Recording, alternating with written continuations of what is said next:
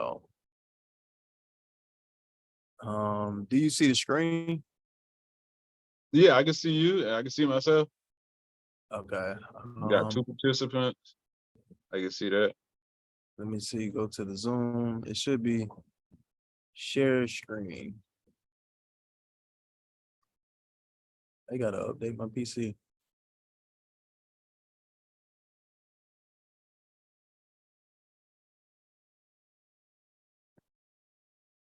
All right. This is Unlock Your eBay Entrepreneur. And we're going to be teaching a class for the intro class on how to get into the eBay platform and make your first $1,000. We've made tens of thousands of dollars on the eBay platform, and we're going to give you tips, tricks, and bits and nuggets on how you can do the same thing. Each week we'll be covering 4 to 6 different topics. So we're going to introduce yourself. I'm going to let D Mathis, the one with 100% feedback and over 15,000 sales, tell you why he's an eBay expert and why you should listen to him to get you to your path to making your first 1,000. Hey, what's going on? My name is D Mathis, the owner of Shoe Solution 6. That's the name of my eBay store. I established it in 2013, so I have over 10 years of experience. I mean, thousands and thousands of transactions. So I definitely have the experience of knowing the ups and downs of this platform. I also have 100% feedback, which means I take care of my customers. They are the ones who make sure that I continue to move forward and have a great lifestyle. So I do my best. I'm making sure I'm shipping my items out and giving great customer service. And I'm handing back over to my partner, David. Let's go. My name's David Allen with We Buy iPhones LLC. So I try to keep things simple as possible. What we do, I buy and I sell electronics, specifically iPhones. I've made over $150,000 selling on eBay. So I've sold a lot of phones on eBay, but that's just on eBay because I sell on other platforms. However, for my low ticket phones, my phones is not selling my damaged phones. I have a really good market of selling on eBay, and then other miscellaneous stuff like vacuums or my one-off apparels. I may sell those on eBay. So in my 5 years of selling on eBay, I've made a lot of mistakes. I made a lot of hiccups. I made a lot of things, done a lot of things that I wish I wouldn't have done, and I could have avoided had I had proper guidance. So we're here with this intro course to give newbies to the platform proper guidance. So D, you want to talk about dealing with returns and disputes and how to handle? Yes, with returns and disputes, it's gonna affect your feedback, so you have to take it very seriously. One thing I didn't realize to years later on this platform that when it comes to a return, it comes back to your location, whether it's business, home, PO box. Like for example, mine is a PO box. After you sit there for a couple of days, eBay is waiting on you to interact and respond to the customer, let them know that you received it. And it's called an INAD, right? Where if you're not doing what you need to do to communicate with the customer, that the eBay will step in and refund them the money, right? And what you want to do is make sure that you step in, check the package over, and send them a refund as soon as possible. If not, it can affect your account in a negative way. It's not a big deal, but everything adds up. So you definitely want to do that. Another one is getting that package soon as possible, because every now and then you will have a customer that's try to pull a fast one, right? And maybe the item was brand new, they used it too heavily, or they wore the shoes more than they should have, than just trying it on, right? And they don't deserve 100% refund, right? And you may have to reach out to eBay and let them know that this customer is trying to get over on you or pulling a fast one. So you may only send them a 50% refund. And you have to use your own due diligence or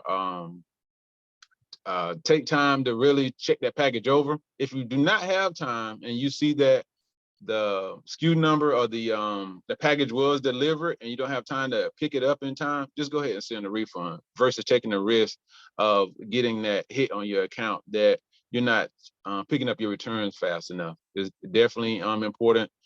Disputes is sometimes a customer is wanting to return something and it's outside of the window, you have 30 days to ask for a refund.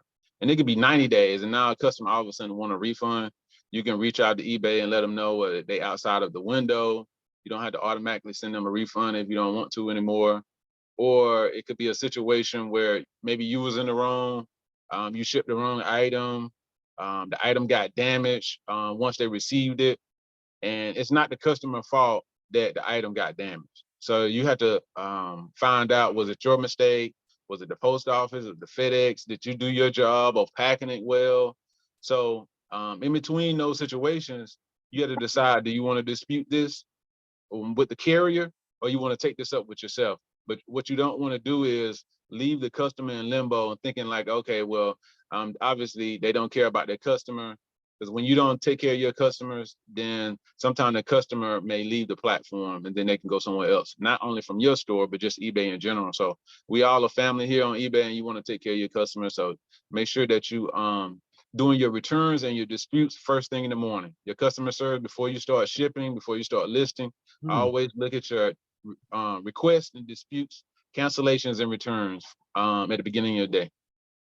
That's a good strategy. I like that. I think I mean, start implementing that myself. Feel like in relation to having a return policy, put it concisely and clearly in your description. So that way a customer, when they are buying, not only do they get to see the description of what the item is, whether it be used, new, any blemishes, but you put the return policy. So you let them know, hey, it may be a 15-day window, it may be a 30-day window. Hey, it could all be all the way up to a 90-day window. And what do you consider return worthy? Is it return worthy if they open it? Is it return worthy if they used it? Is it return worthy if they don't even touch it and they have to send it back? And like is with me selling a multitude of electronics, I ship devices in various different conditions. And I may have a customer who wants to unwrap the item, use it, and they may give me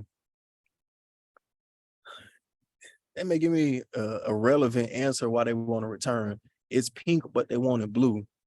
So in that case, I will put in the return policy, hey, I can give you a partial refund because now I can no longer sell this item as a new inbox. Now it either has to be listed as an open box or it has to be listed as a used item because the previous customer didn't want it. I try to be responsive as possible, setting aside time like 30 minutes to an hour a day to respond to customers because like these said, these are the people who pay you.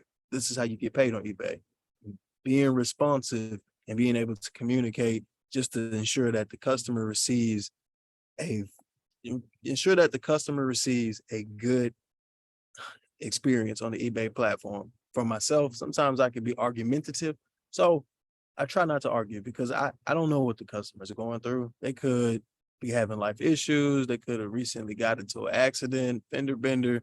They could be dealing with issues in their relationship, and something as little as receiving the wrong size item or not receiving their item in a timely manner. Something like their item went to the post office when it was supposed to be delivered to them. Now it's an argument. So on your end as a seller, just maintaining your level of professionalism and not arguing with them.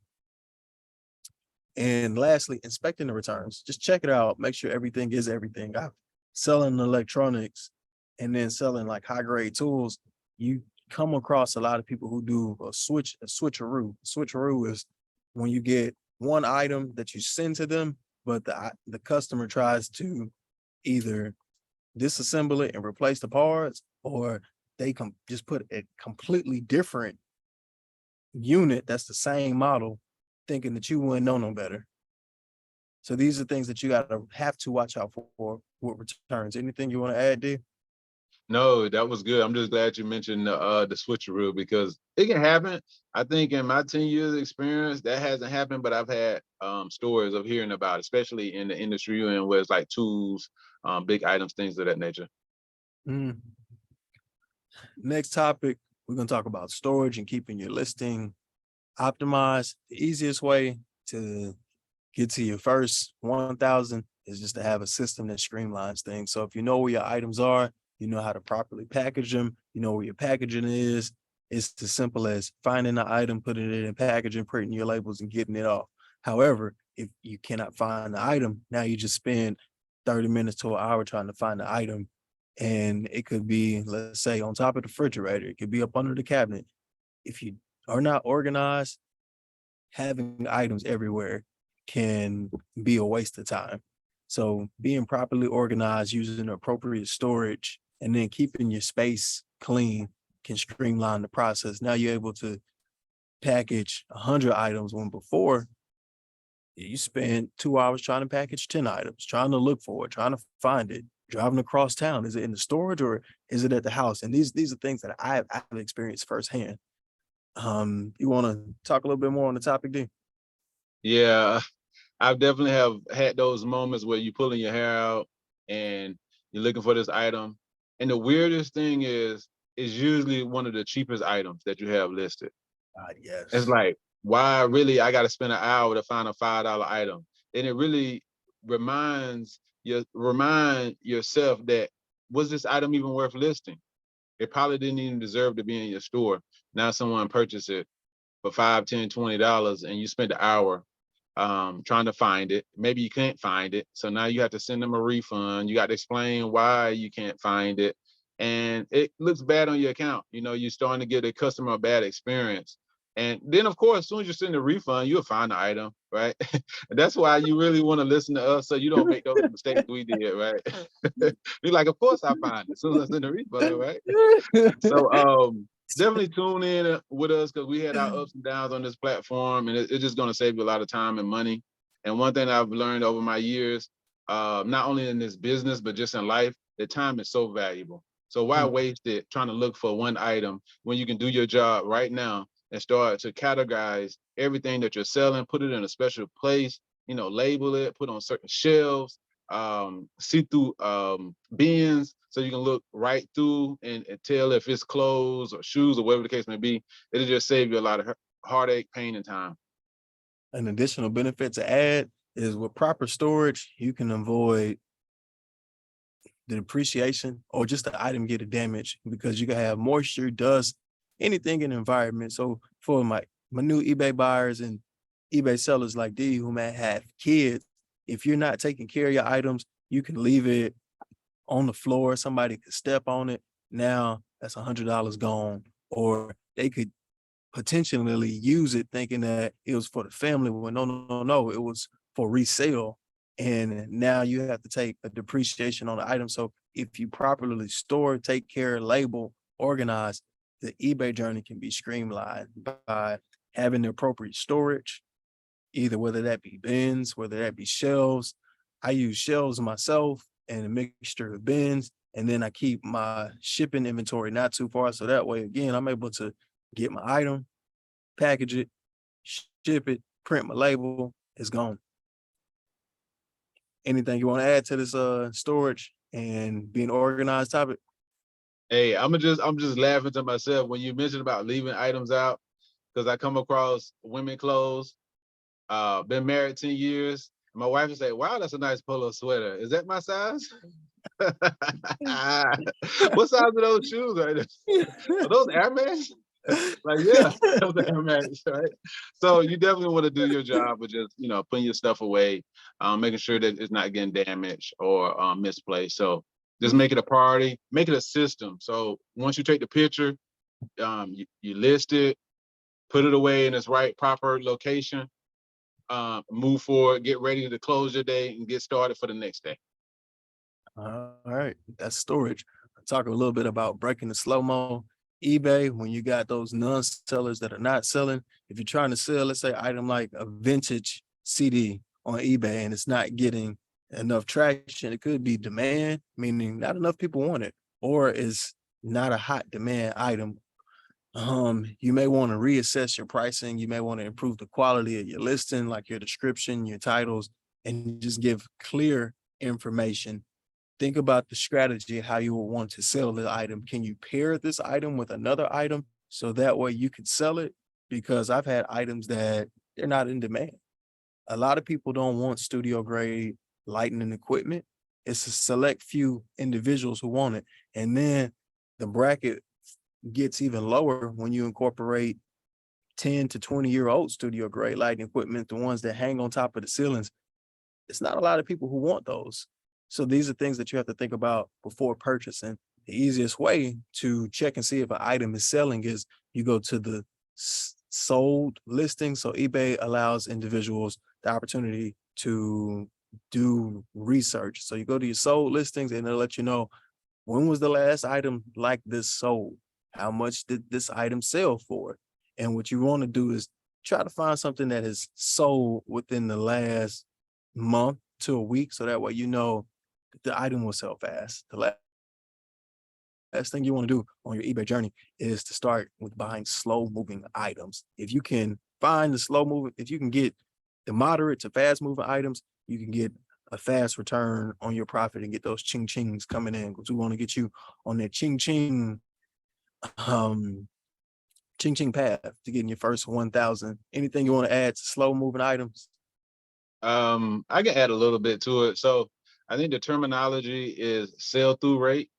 How fast will this item move out of your store? And you want to move it within 30 days. That's the goal when you pick something up. After 30 days, the item starts to get stale. The algorithm throws it off to where now you push down below other sellers because they're constantly adding new items on top of that listing, right? So you want to make sure that you're doing your best job the first time you're listing the item. Instead of doing it fast, wrong, and you have to go back and revise the listing, which is make the listing better, more visible, more attractive to the customer, do it right the first time. And I've definitely have dropped the ball there over the years. And like I said, that's why we're doing this class, so you don't make those mistakes. You're trying to hurry up and throw something against the wall, hope it stick, when all you had to do is just take the time, go through the item specifics, make a great title, make a great listing, make that thing nice and presentable, right? You know what I'm saying? Casket sharp. You understand me? And you have a better opportunity of having your not click through rate, sell through rate, getting that item out fast. Just pay attention to, like he said, the sold items, pricing it right, and that item should move fast. If not, after 30 days, just reevaluate it if you really needed to move. Your biggest bet, check your title. Make sure if you have a fast to moderate moving item, check your title. Make sure that the title is correct. I have seen personally examples where a person, let's say for a pair of Jordans, it could be the Jordan 9, it could be brand new in box. Somebody may have purchased it from the Goodwill, not knowing the name. They just seen that the name brand Jordan listed it as gray Jordan shoes. And because the title Gray Jordan shoes is not something that an individual who's specifically looking for, they're not only losing money, but they're sitting on a slow seller. And I've seen occurrences where another eBay buyer who's more knowledgeable about the specific apparel brand came in, grabbed them shoes for $60, relisted them, and then sold them for $250 because they changed the title to gray and red, or off gray, the specific color, Jordan 9s, 1996, just putting a full title that encompasses everything about the shoe as if it was on the Jordan or Nike website. And lo and behold, they resold it and they was able to resell it for like $250. So these are things that you want to watch out for if you're dealing with slow moving items, is making sure that you put the appropriate information and then that you're getting the appropriate items that will sell. That's for slow moving items. Now, to talk a little bit more, these are some of the lights that I had mentioned in the previous slide that they took a while. It took a while. I had to tell the individual that I'm gonna have to pass on this acquisition because I have no interest in waiting 2 to 3 months just to make $50. It wasn't worth it to me. Another option is to bundle slow moving items together with other items to create a package deal. So in this case, putting all 4 lights together so that way somebody will be more inclined to make this purchase is a great way to move inventory and increase sales. If we're going to talk about slow moving items, we're going to go a little bit more into detail, and then we're going to talk about fast moving items. Can you give the people some tips on what you've done to get the fast moving items after 15,000 sales? I want to repeat the question. Let's tell the people about selling items in your experience, because you sold over 15,000 items. Fast selling items usually are the ones that are priced very low. The average customer based on eBay is less than $50. And then you have a second tier that's like $30, $20 or less, right? So you're competing with so many different sellers on this platform. So for example, if I have some Nike shorts at $19.99 and I do free shipping on it, it's gonna fly a little bit faster than a used Nike shorts for $35, right? It's all kind of key indicators that are there. And the bigger the brand is, the more people are already aware of it. So it's already sought out, or a lot of customers looking for a specific item. So for example, I know my partner right here, David, everybody loves iPhones, right? Or everybody loves Apple products. So if they don't love them, they're definitely aware of it, right? So those items don't really have to sell themselves. They have created a brand that have created an audience where people love their products. They just want to find it and get it fast. So you list it and do all your item specifics, make a great title, you have no problem selling it, and it don't even matter the price point. And what I realized, most people just want their item as fast as possible. So if you can do that, give you some good customer service, do priority shipping with every receiver within 2 or 3 days, you'll have a happy customer. To give y'all a tip and a trick, what I like to do is a lot of back research. So using the eBay sales sold platform. So if I find a seller who may be selling a unique item, I go to their specific page and then I look through their sold history, and this will let you find sold items that you may not be privy to. So one person maybe is selling Nike, but then you go to their page and you see that they selling Supreme, or that they selling a specific type of Adidas, and this will give you information on, well, when was it last sold? How much did it last sell for? So that way you can increase your listings and get more fast selling items, because you're able to find, research, and as the more listings that you make, you can ask D himself, because he has a lot of listings on his page, the more sales that you get on your eBay page. Anything you want to add, D? No, you did a great job on that. We could go to the next subject. Lightning fast customer service. My customer service is decent, and I'm always working on it. The crucial role of being responsive, customer service, and maintaining a positive eBay reputation is just driving repeat business. We'll discuss common customer service challenges, such as managing inquiries and disputes. I pride myself on being fair, and I pride myself on being trustworthy. Once I have established a relationship with my customers, they know that they can trust me. My friends know that they can trust me. My friend and business partners, they know that I'm fair. However, the front end customer service is what I'm working on. I get a lot of repeat buyers because Let me go here, the slideshow, take that off, put this on airplane mode. Boom, boom, boom.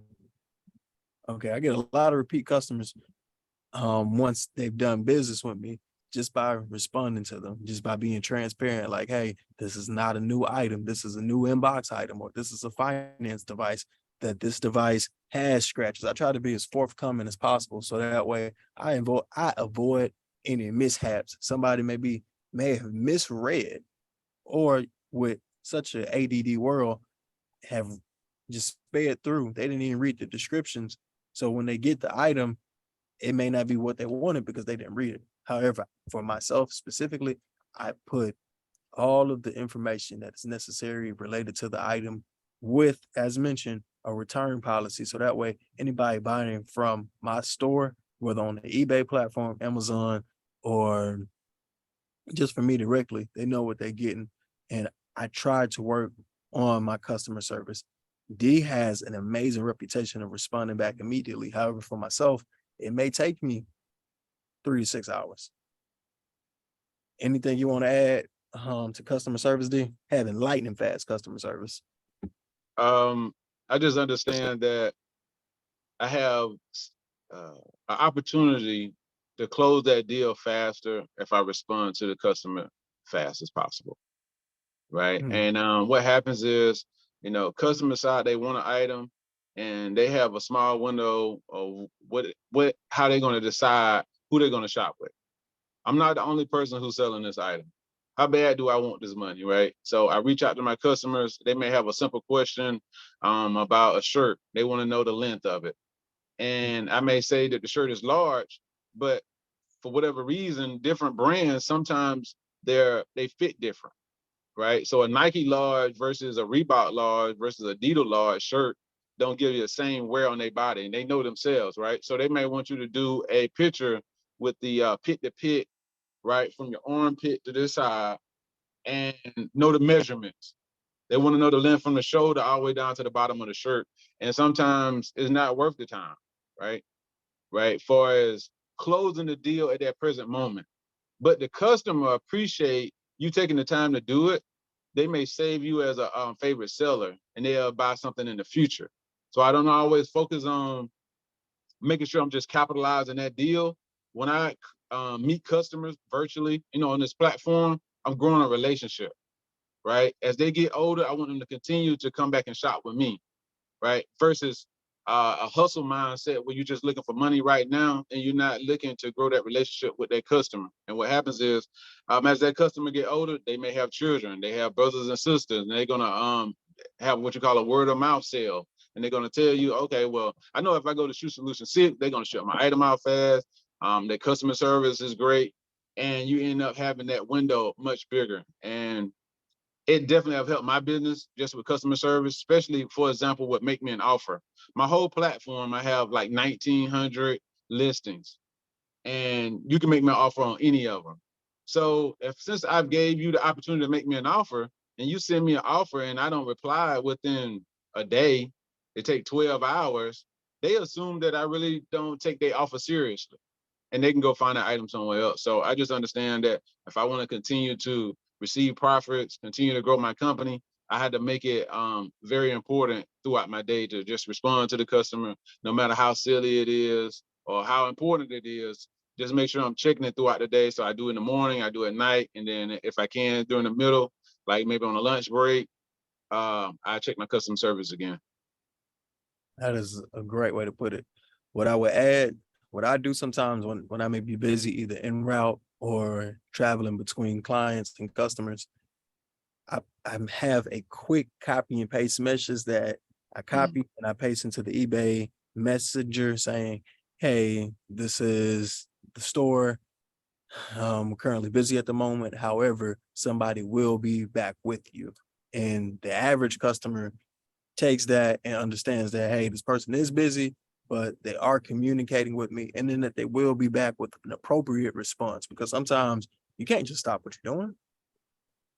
Like, you may be busy in the middle of listing packaging, and because you had to stop to answer one customer because they wanted to try to haggle with you on price, or they wanted to ask, is there any blemishes?